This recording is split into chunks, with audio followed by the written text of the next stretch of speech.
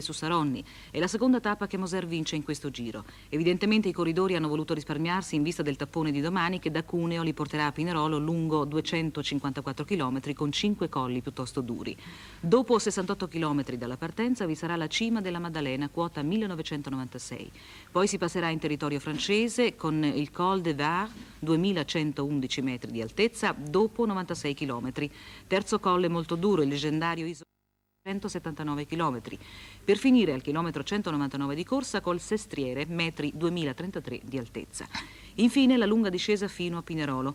La classifica generale è immutata nelle prime posizioni con Bernard Hinault, maglia rosa, seguito a 1,41 da Silvano Contini, a 1,53 da Tommy Prim, a 2,47 da Van Impe, a 3,49 da Baronchelli. Sono diminuiti rispettivamente di 3